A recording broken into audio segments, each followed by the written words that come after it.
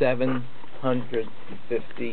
billion to $1 trillion every year in this country. And Baltimore to D.C., I understand that number to be about $50 billion. Well, $50 billion. Well, let me give you just an example of how much money that is.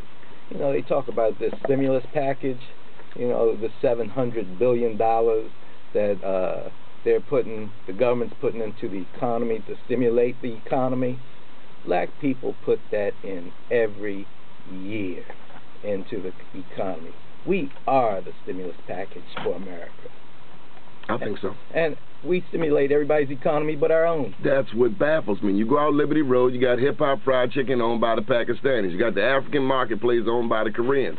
It's like, you know, we're stuck on stupid beggars sitting on bags of gold. What's the matter with us? We're the feeder fish. In the ocean, there's these small fish that all the big fish eat off of. We are the feeder fish in the American economy. Why don't we get it? I mean, even I think about churches. I love our preachers. They're doing a marvelous job saving souls.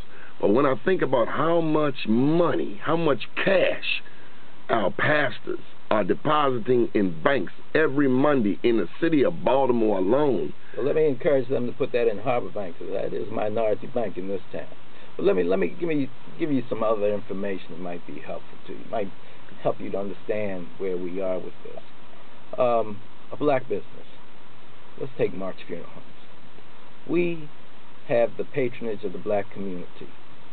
We hire black people. We help black people buy their homes. We help black people send their kids to school. And this is all because black dollars come into a black business. The difference is we take $1 and go buy a bottle of soda or a bag of potato chips at Giant. It does nothing for us. But if you took that same dollar to a black grocer, a black store, that dollar becomes more than just $1 spent. It becomes $1 invested.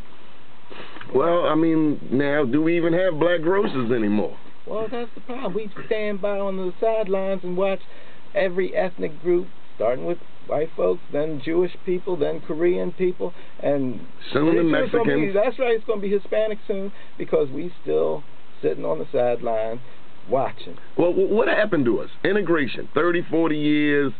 The past 30, 40 years, we now have the right to move beyond the Beltway. We live in Randallstown. We live in Pikesville. We live in Woodlawn. We live in Owens Mills. Yet all we seem to own is a rim shop and a beauty salon. And a funeral home. And a funeral home.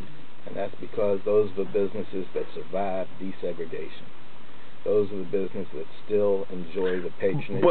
But you know, all three of those businesses, those industries, those three last bastions of economic prowess are coming under attack. The funeral homes, for the past several years, even before my daddy died, he taught me about the conglomerates coming in such that black people don't no longer have to come see Mr. Erich March, Mr. Victor March, the March family. Black people can go straight to the cemetery and get it all done there. Now, the same people were burying us when we was a little funny with our money, when our money was a little short, where you buried and say, okay, well, you pay us when you do get the money. We'd have forgot all about you, and we'd have gone over there to shave with tape. Well, the fact is, we still do it for less.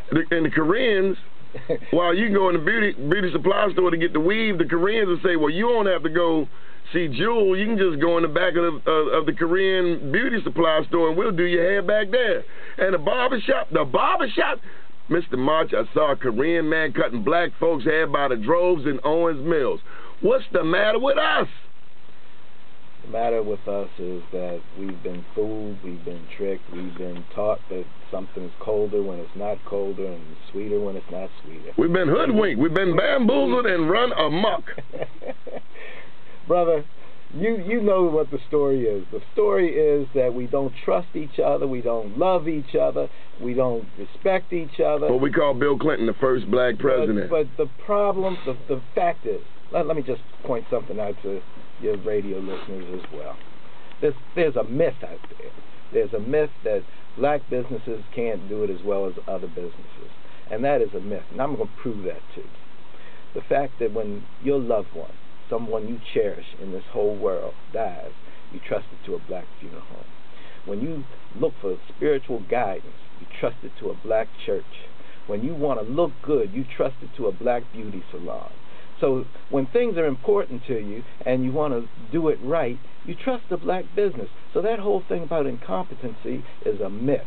And if you can spend $4,000, $5,000 with a black funeral home, you can spend $500 with a black electrician, with a black plumber, with a black auto mechanic. You can spend your money where it makes a real difference, by helping the black community, by supporting the black businesses in this town.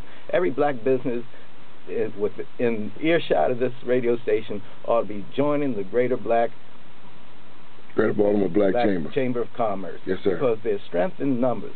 We can patronize each other. That's the first thing.